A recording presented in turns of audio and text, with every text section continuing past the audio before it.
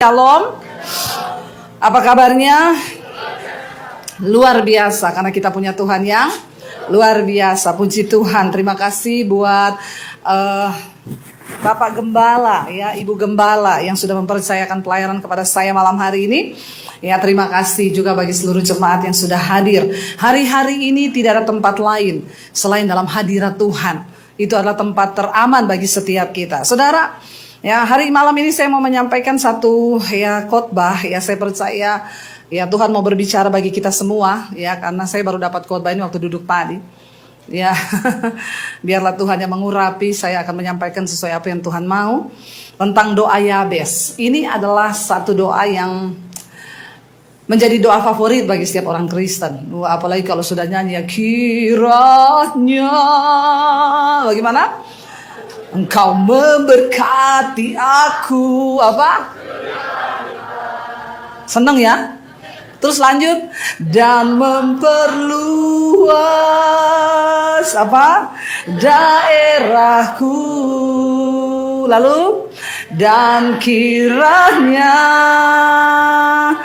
tanganmu menyertai aku dan melindungi aku.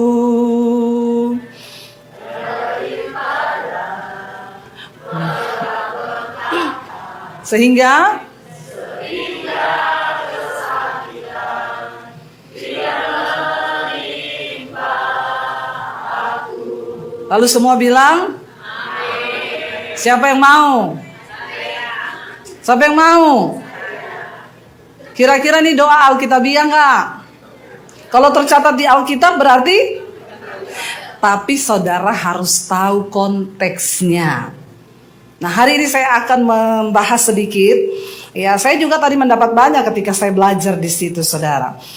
1 Tawarik pasal yang keempat, kita buka bersama. Ya, di sana membahas tentang keturunan Yehuda dari cabang lain. Ya, jadi ternyata bukan cuma gereja, bukan cabang. Ya, suku Yehuda juga ada cabang lain, saudara, ya.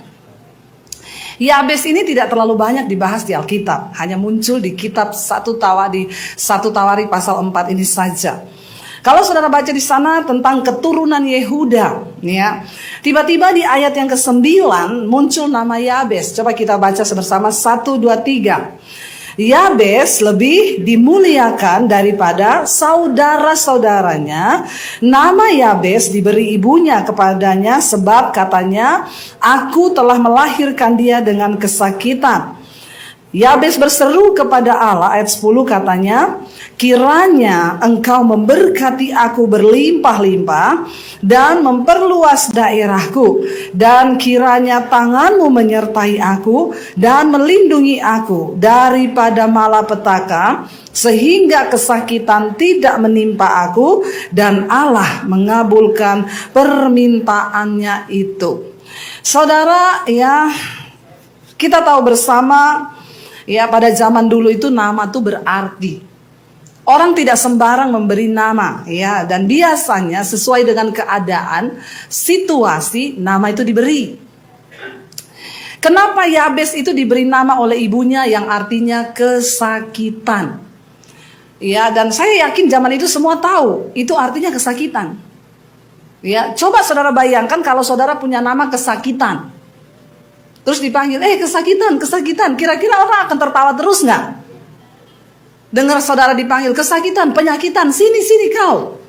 Ini Yabes pasti dibully. Karena arti namanya itu kesakitan. Dulu ada seorang telepon sama saya, Bu Debi. Saya ini bingung, Bu, dengan nasib hidup saya. Kenapa?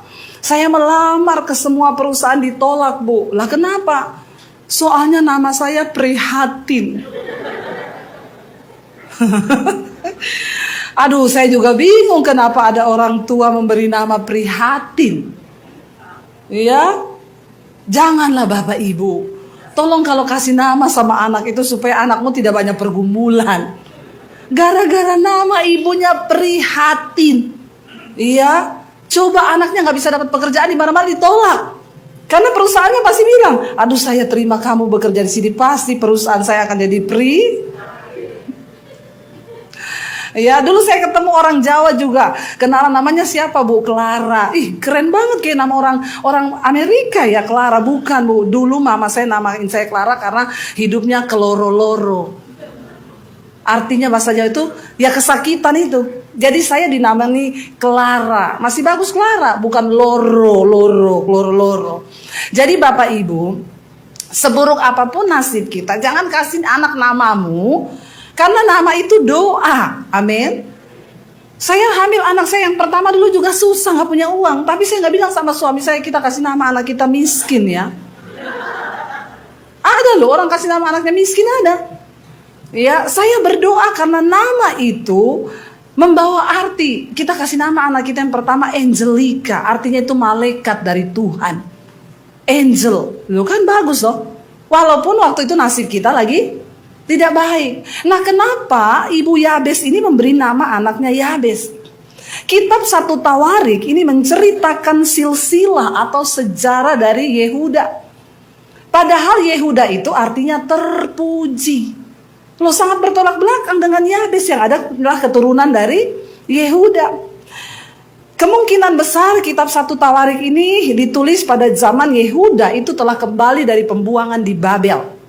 Kita tahu bersama, ya, Yerusalem Yehuda pernah ditaklukkan oleh Babel dan mereka dibawa dalam pembuangan selama 70 tahun. Lalu ketika Tuhan melepaskan mereka dari tangan Babel, itu sekitar abad ke-6 sebelum Masehi, ya, mereka akhirnya dikembalikan. Dan saudara bisa membayangkan keadaan mereka ketika kembali dari pembuangan. Mereka tinggal, saya kasih contoh nih, saudara tinggal di Pluit. Tiba-tiba ada orang menyerang lalu kita ditaklukkan. Kita dibawa saudara kemana? Ya, yang bisa jalan kaki lah ya, nggak usah yang jauh-jauh. Yang bisa jalan kaki dari sini misalnya, saudara dari Pluit dibawa pindah ke Bogor. Masih deket ya? Bayangkan waktu itu nggak ada mobil. Hanya ada onta.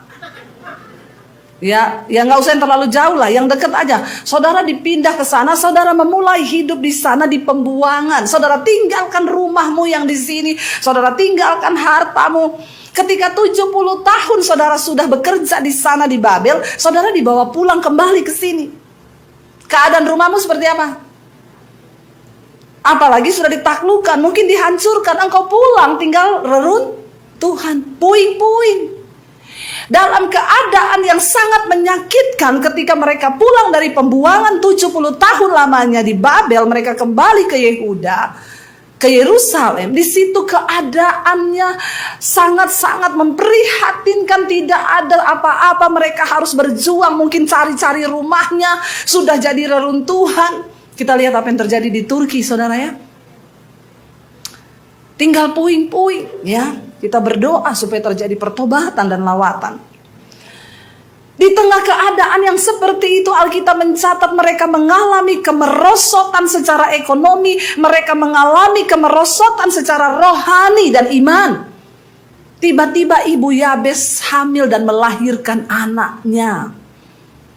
Sehingga di dalam keadaan yang pahit, dalam satu keadaan yang rasanya sulit untuk diterima, dia melahirkan. Dan mungkin dia mengelus dada. Kasihan anakku, engkau lahir dalam keadaan yang seperti ini.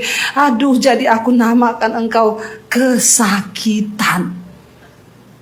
Maka dinamainya lah dia Yabes.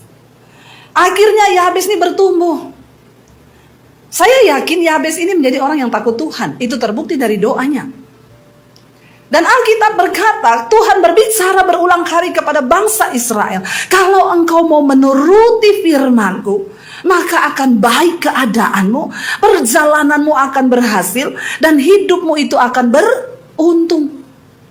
Memang Yabes ini dilahirkan dalam kesakitan. Bahkan arti namanya sendiri adalah kesakitan. Itu iman orang tuanya yang ditaruh dalam hidupnya. Tetapi Yabes memilih untuk percaya kepada Tuhan. Amin. Dia memilih untuk menaruh imannya kepada Tuhan. Sehingga ayat tadi berkata, Yabes itu lebih dimuliakan daripada saudara-saudaranya. Artinya apa saudara? Tidak peduli doa orang lain terhadap engkau itu apa. Bahkan kutuk sekalipun yang ditanamkan orang kepadamu. Mungkin keluargamu, mungkin sahabatmu, orang-orang berniat jahat. Atau ya kita berkata ya saya ini sudah dilahirkan dari keluarga miskin. Nggak ada apa-apanya. Bukan berarti ketika keluargamu miskin, engkau juga miskin. Tuhan sanggup mengubah nasib setiap manusia. Waktu engkau menaruh imanmu kepada Tuhan, maka itu menjadi hal yang akan diperhitungkan Tuhan. Saudara-saudara Yabes namanya bukan Yabes. Hanya Yabes yang bernama kesakitan. Ya, melarat. Dalam keadaan tertekan. Tetapi Alkitab mencatat hidup Yabes lebih dimuliakan daripada saudara-saudaranya. Dengar baik saudara hari ini. Jangan berkata memang sudah nasib saya terlahir di keluarga seperti ini.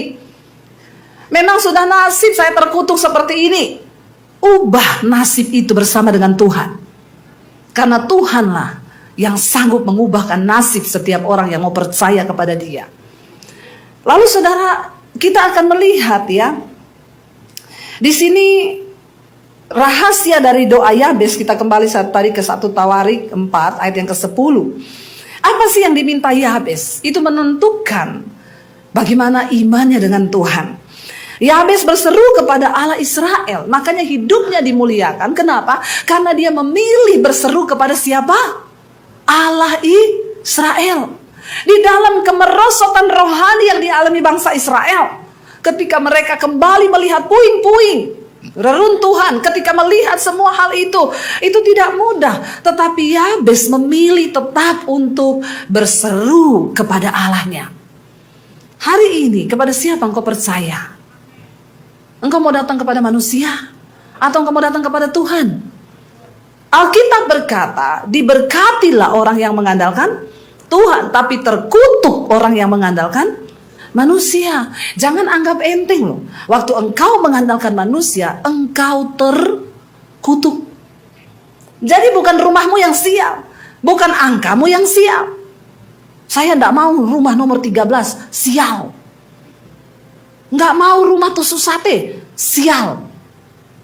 Yang sial itu hidup kita kalau di dalam dosa. Saya beli rumah, saya bilang sama suami, kita cari rumah tua, tusuk sate yang ada setan. Ngapa saudara? Murah. Rumahnya tusuk sate, rumah tua, ada setan. Kalau perlu angkanya 13. Ya, kita cari-cari dapat. Memang itu paling murah, 2 lantai, harganya harga 1 lantai. Ada 2 rumah, tapi persis tusuk sate di perempat, di pertigaan rumah kita tuh pas tusuk sate. Saya telepon ke bank, bisa nggak saya kredit rumah ini?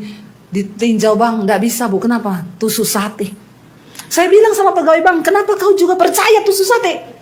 Bukan saya percaya bu, bank tidak mau ambil, kenapa? Kalau ibu kredit, lalu ibu tidak bisa bayar, kita jual susah karena itu tusuk sate. Kenapa rumah itu tidak laku-laku dari dulu bu? Karena memang bank semua tolak itu 2 rumah memang. Ini bisanya dibeli dengan orang yang punya uang cash. Waktu itu Tuhan memberkati kami. Setelah pandemi saya jadi YouTuber. Puji Tuhan.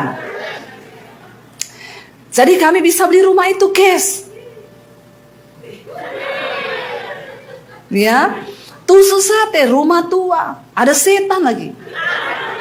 Ya, enggak apa-apa, satpamnya bilang, ibu kenapa berani tinggal di rumah ada setan? Oh kalau saya masuk pak, setannya keluar. Pindah di pos satpammu. Satpamnya bilang, astagfirullah bu, jangan begitu. Kalau imanmu gak kuat, setannya tinggal di posmu, kau yang keluar. Tapi kalau imanmu kuat, setannya pergi cari kontrakan lain. Amin. Makanya saudara imannya harus, supaya jangan kau takut sama setan, setan yang takut sama kau. Bilang amin. Ada orang Kristen takut setan. Pendeta minta pindah hotel malam-malam. Ditanya panitia gereja, kenapa pak? Ini hotel ada setannya.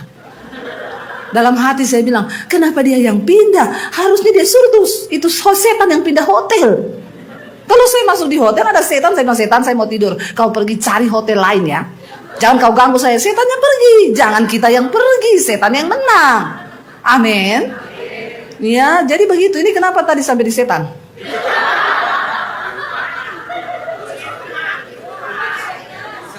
Di rumah ya.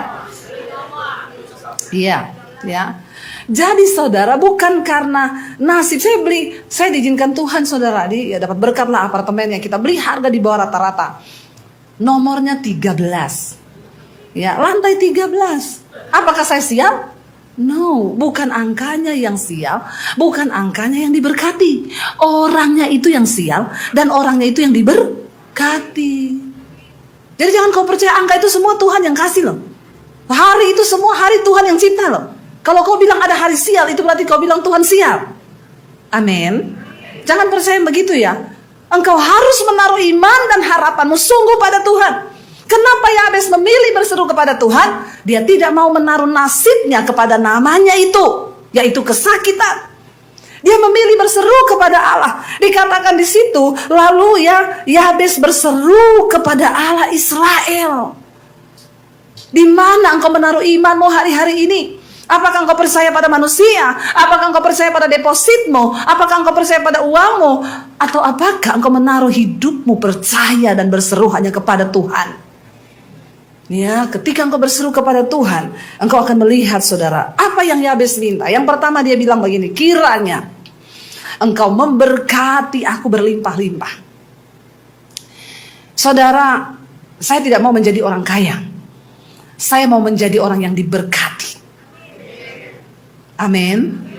Karena orang kaya belum tentu tapi orang yang diberkati pasti kaya. Kaya itu kan bisa banyak ya, kaya hati kan. Ya ada yang tepuk tangan. Berarti memang itu orang kaya hati itu. Ya, kaya itu bisa loh. Ada orang kelihatannya kaya secara materi, tapi pelit, itu miskin di hadapan Tuhan. Pelitnya minta ampun. Ya, ngasih kolektor 2.000. Saya mau menyinggung ini orang-orang Kristen ini.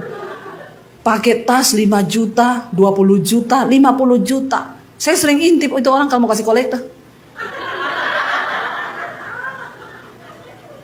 Pakai tasnya 40 juta, saya lirik ngasih kolektor 5.000. Gojek. Seharga angkot. Biar engkau pakai tas mahal. Kalau persembahanmu 5.000, engkau miskin di hadapan Tuhan. Sebaliknya ada orang yang biasa, nggak pakai tas bermerek, tapi dia tahu bahwa memberi itu adalah sesuatu yang menyukakan hati Tuhan. Dia lihat orang susah, dia tolong. Ya, dia lihat orang menderita, dia tolong. Dia ke gereja, saudara, dia sudah atur persembahan dari rumah. Tuhan, bagiku berat ngasih 50.000, tapi aku percaya ini adalah investasi di dalam kekekalan. Engkau kaya di hadapan Tuhan. Ada sponsor di belakang, tepuk tangan. Cuma satu orang toh, nggak tahu itu siapa, ambil sepeda di belakang. Ya, jadi Bapak Ibu, doa Yabes yang pertama, berkati aku Tuhan, bukan bikin aku kaya Tuhan. Banyak orang kaya tapi nggak diberkati. Artinya apa? Dia kaya tapi dia nggak bisa menikmati kekayaannya. Suami istri ribut, berantem, anak-anaknya hancur, keluarga hancur. Itu kaya secara dunia tapi engkau tidak diberkati. Maka saya bilang, berdoalah supaya engkau menjadi orang yang diberkati Tuhan. Artinya diberkati itu seberapapun yang engkau punya, mampu engkau syukuri. Bahkan hidupmu berdampak bagi banyak orang. Orang itu disebut kaya di hadapan Tuhan bukan dinilai dari berapa banyak yang kau punya, tetapi dari berapa banyak hidupmu itu berdampak bagi banyak orang. Mungkin engkau gak kaya harta, tapi engkau mampu menghibur mereka yang dalam keadaan susah. Engkau datang, kau bisa berdoa, kau beri sesuatu. Orang kaya itu mesti cenderung memberi sesuatu, bukan hanya uang. Tapi ketika hidup kita berdampak, makanya Yabes bilang, berkati aku Tuhan berlimpah-limpah. Pertama, Yabes menaruh iman kepada Tuhan, tidak kepada nasibnya. Kedua, dia meminta menjadi orang yang diberkati Tuhan. Saya ketemu orang kaya banget, selama makan telepon terus marah-marah orang. Saya bilang, Pak, Bapak perlu berdoa supaya Bapak menjadi orang yang diberkati Tuhan. Bapak memang kaya, tapi Bapak tidak diberkati Tuhan. Loh, kenapa bisa gitu, Bu Pendeta? Sedangkan makan saja Bapak tidak sempat, marah-marah terus, Pak. Saya kasihan lihat hidup Bapak. Kaya, tapi tidak diberkati. Jadilah orang yang diberkati Tuhan. Amin, saudara. Engkau bisa menikmati hidup. Ya, Alkitab berkata, banyak orang diberikan karunia kekayaan, Tetapi untuk bisa menikmati jerih lelahmu, itu pun juga adalah karunia Tuhan. Sebab banyak orang kaya tapi gak dikasih karunia menikmati. Ya, saya bersyukur dengan suami saya. Kita bisa menikmati hal-hal banyak. Jangan iri kalau saya dan suami angkat foto duduk di bisnis kelas. Karena saya dibayari. Dibayari. Suruh bayar sendiri, emoh. Dibayari. Ya. Kemana-mana itu disediakan fasilitas yang luar biasa. Ada yang komen, pendeta pamernya kemewahan, senang-senang. Saya bilang, saya ikut Yesus puluhan tahun. Saya menderita puluhan tahun, baru 2 tahun ini loh dimuliakan. Kenapa dulu saya tidak angkat foto susah saya? Karena dulu belum ada Instagram, belum ada Facebook. Kalau sudah ada, saya foto. Kita pelayanan hujan-hujan naik motor, saudara pakai mantel hujan, ya di bawah kilat petir menyambar-nyambar. Kita berdoa dalam nama Yesus Tuhan, semoga sampai di tujuan dan kita lolos dari sengatan petir. Karena itu dulu belum ada Instagram. Kalau ada, saya foto. Nanti kalau saya angkat begitu, diomongin lagi, pendeta melarat, tidak diberkati. Pret. Mau dengar jemaat itu? Dia netizen, mulutnya itu setajam silet. Capcay deh. Ya, bener gak? Ya, saya bilang kalau ada dulu sudah ada Instagram, saya foto pelayanan kita naik motor, bonceng 5. Kalau di Jakarta kan cengtri kan, bonceng 3 kan. Kita bonceng 5. Anak saya 3, motor 1. Jadi suami di depan, 1 anak kecil di depan, 2 di tengah, saya di belakang. Saya tinggal duduk di pojokan besi. Seneng. Diceritain begitu, ketawain pendeta. Ya, puluhan tahun itu kami jalani. Saya diproses Tuhan berakar ke dalam, gak ada yang lihat. Baru seneng 2 tahun ngangkat, pendeta hedon, pret. Memang lucu jemaat itu ya, lucu loh, lucu. Kita dulu pelayanan di gereja kecil di desa didoakan, Tuhan kami berdoa, pakai Ibu Debbie sampai ke bangsa-bangsa. Tuhan berkati dia Tuhan, muliakan dia Tuhan, amin. Begitu saya diberkati. Mbok pelayanan di gereja kecil, saya angkat ini foto di gereja besar yang ribuan kan. Pelayanan kok cuma di gereja besar-besar. Pelayanan di gereja kecil, saya bilang puluhan tahun saya sudah di gereja kecil. Baru juga Tuhan angkat sebentar pelayanan di gereja besar. Kau sudah turunkan lagi saya suruh ke gereja kecil. Ya Allah, subhanallah. Ini netizen ini memang. Capcay enggak saudara? Ya, doanya begitu. Dulu doakan saya, Tuhan, pakai Ibu Debbie sampai ke bangsa-bangsa. Begitu pelayanan di Amerika, foto upload di Facebook. Pendeta zaman now maunya pelayanan di Amerika. Coba pergi ke Boyolali sana. Puluhan tahun saya ke Boyolali. Oh Tuhan, tolong. Capcay enggak saudara? Memang harus sabar-sabar sih ya. Jadi sekarang saya itu belajar mengetahui aja ya. Dan itu kalau orang-orang julid di Instagram, saya lihat profilnya, postingannya 0. Itu nama samaran, biasa namanya itu haters. Haters itu menyembunyikan diri, berlindung di balik nama orang pura-pura palsu. Tidak ada postingan, langsung saya blok. Blokir aja yang begitu. Biar otak kita nggak dipenuhi dengan racun. Karena sekarang ini banyak orang membawa racun. Ya, jadi jangan saudara masukin di hatimu. Tadi saya bawakan firman tentang wanita yang anaknya kerasukan. Dia datang sama Yesus teriak-teriak. Padahal dia orang Kanaan, orang yang tidak percaya Tuhan. Tapi ketika Yesus datang, dia datang. Tuhan, tolong aku, anakku kerasukan. Alkitab berkata Yesus tidak menjawabnya. Yesus cuek jalan. Murid-muridnya lihat Yesus cuek, ngomong ke Yesus, Tuhan usir dia, berisik, teriak-teriak, ribut. Saudara bisa bayangkan perempuan ini? Yesus menoleh kepada dia ngomong gini, aku datang untuk anak-anak dari bangsa Israel. Aku datang membawa roti buat anak-anak. Pantaskah roti ini keberkasih kepada anjing? Bayangkan saudara, kalau ada di antara kita yang diomongin, dikata-katain loh sama Yesus, anjing loh. Saya yakin itu orang Kristen zaman now. Apalagi dengar murid-muridnya ngomong, Yesus usir saja dia, berisik. Orang Kristen zaman sekarang, coba kalau itu terjadi, Padahal itu pengerjaya Yesus loh. Omongannya kayak begitu. Pindah gereja saja kita. Ya Pak ya. Ya, tersinggung dikit marah dikit tersinggung. Ya, itu murid-murid Yesus yang bilang, usir dia Tuhan.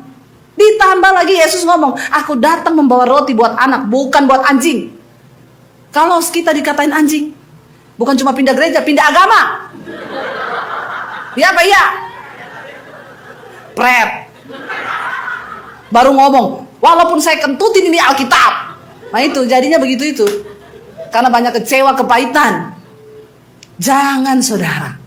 Ya, kita belajar berseru kepada Tuhan, menjadi orang yang diberkati Tuhan. Ya, Alkitab berkata, Yabes itu bilang, berkati aku berlimpah-limpah. Sebab orang yang diberkati dan orang kaya itu beda. Orang yang diberkati itu tahu bahwa sumber berkat itu datang dari Tuhan.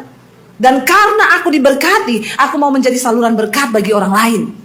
Orang yang diberkati itu pasti orang yang takut akan Tuhan. Dan dia tidak menghabiskan kekayaannya untuk dirinya, tetapi dia tahu ini berkat adalah kepercayaan. Dia menjadi berkat bagi orang lain. Makanya Yabes bilang, berkati aku Tuhan berlimpah-limpah. Saya mau tanya saudara, Tuhan mau gak kita kaya? Kok tahu? So tahu loh. Ya, siapa yang mau? Kau yang mau. Tuhan mau kita kaya? Mau. Tuhan mau kita menjadi orang yang diberkati sehingga kita menjadi berkat. Saya tuh ingat dulu saya miskin, mau memberkati itu mau, tapi nggak ada yang mau saya berkati. Ini gimana Tuhan? Sampai saya pernah pelayanan ke satu desa, Tuhan ngomong, kamu kasih pendeta ini ya sekian. Saya tengking tuh suara, dalam nama Yesus. Karena kalau saya kasih bener, habis ATM saya ini. Orang ATM cuma 10 juta, suruh ngasih 5 juta. Bagi rata ke pendeta-pendeta, saya tengking langsung dalam nama Yesus. Kan beda kalau uang saya 100 juta, suruh kasih 5 juta dengan senyum tuh. Tapi ini cuma segitu, tapi saya belajar taat. Ya akhirnya saya tabur saudara. Kenapa hari ini Tuhan memberkati saya? YouTuber. Ya, itu dampaknya. Karena kita ini bisa dipercaya menjadi bendaharanya Tuhan. Orang yang diberkati tahu bahwa berkat itu datang dari Tuhan. Kemarin suami saya bersaksi kepada beberapa orang ketika Tuhan memberkati kami di tengah masa pandemi. Kami bangun beberapa gereja di desa. Setiap bulan kami transfer pendeta-pendeta desa. Itu transferan saya buat beli tas LV bisa tiap bulan. Tapi saya tidak melakukan itu. Karena orang yang diberkati tahu bahwa berkat itu datang dari Tuhan. Tidak untuk dia dinikmati sendiri. Lalu suami saya cerita, bapak-bapak itu tanya, Pak, rahasianya apa Pak supaya kita ini diberkati? Suami saya jawab, jangan jadi laut mati. Kalau air tidak mengalir, berkat tidak mengalir, itu laut mati. Saudara tahu ya ada laut mati? Kematian. Nggak ada kehidupan di laut mati. Kadar garamnya tinggi sekali. Orang jatuh di dalam ketelan, mati. Kalau engkau kaya dan engkau mandek kekayaanmu, tidak engkau salurkan, engkau jadi laut mati. Tapi ketika engkau menjadi sumber air yang mengalir, itu airnya itu baru memberi kehidupan. Banyak makhluk hidup di dalamnya karena air itu mengalir. Amin saudara. Yabes gak bilang jadikan aku kaya. Nah, tapi orang Kristen sekarang nyanyinya udah beda. Ya, engkau mau berkati aku berlimpah-limpah. Bayangannya rumah besar, mobil banyak, depositnya triliun. Nggak mungkin. Engkau harus ngerti apa makna dari doa ini. Ini doa sangat alkitabiah. Minta agar engkau menjadi orang yang diberkati. Bukan hanya orang kaya, tapi orang yang diberkati. Lalu yang berikutnya dikatakan di sana saudara, Yabes bilang, ya perluas daerahku Tuhan. Kalau engkau diberkati, Tuhan akan membuka daerahmu itu semakin luas. Artinya apa? Hidupmu menjadi berkat semakin banyak. Dulu ketika saya belum diberkati Tuhan pas-pasan, saya tetap memberkati, tapi skupnya kecil, jumlahnya juga kecil. Ketika Tuhan memberkati saya berlimpah, skupnya besar. Semakin banyak orang yang diberkati Tuhan lewat hidup kita. Itu loh artinya perluas daerahku. Bukan artinya ketika engkau bilang perluas daerahku, Tuhan kasih tanah, tadinya 1 hektar sekarang jadi 3 hektar. No. Perluas daerahku Tuhan. Perluas daerah hidupmu berdampak gitu loh. Kalau tadi engkau cuma memberkati orang tuamu, kakak adekmu, ketika engkau diberkati, engkau bisa memberkati ponakan-ponakanmu yang susah, ipar-iparmu, engkau bisa memberkati sepupu 2 kali, sepupu 3 kali, bahkan sepupu lain kali. Amin. Karena Tuhan memperluas daerahmu. Saya mengucap syukur Tuhan memperluas daerah saya. Hari ini pelayanan saya di YouTube, jemaat saya 620.000 subscribe. Maaf. Kemudian untuk Tuhan. Saudara, saya gak perlu buka gereja begini. Kenapa? Di mana-mana jemaat saya. Memang saya juga gak akan buka gereja karena saya gak cocok jadi gembala. Nanti semua kepahitan. Bu Debbie doakan dong. Tidak usah doa-doa, datang sendiri sama Tuhan, cari Tuhan. Tapi gembala gak boleh begini. Ya, saya cerita tadi kemarin ada seminar hamba Tuhan di Manado. Ada satu gembala katakan, Bu Debbie, saya meniru ibu. Jemaat saya datang, Pak Gembala, saya susah doakan. Saya bilang, jangan cari pendeta, doa sendiri. Saya tidak mau berdoa. Dia bilang, jemaat saya keluar Bu dari gereja. Saya bilang, Bapak jangan meniru saya Pak. Ini adegan berbahaya, hanya dilakukan oleh para ahli saja. Kalau Bapak gembala jangan lakukan seperti itu. Terus gimana Ibu? Bapak sebagai gembala sini Bu saya doakan. Tapi Bu setelah ini Ibu cari Tuhan ya. Karena hanya Tuhan yang berkuasa. Saya tidak berkuasa, itu gembala. Kalau model saya, pendeta macam apa kau? Pendeta A, B, C mau mendoakan orang.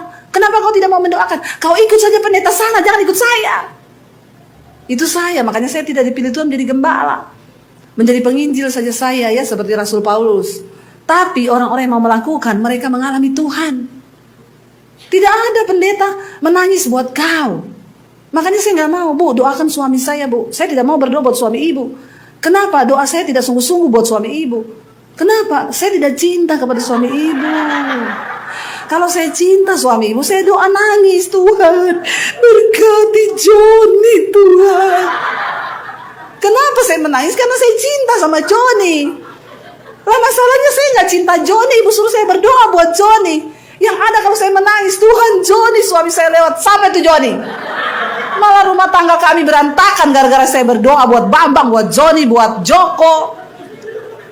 Yesus bilang, jangan tangisi aku, tangisi dirimu dan keluargamu. Amin.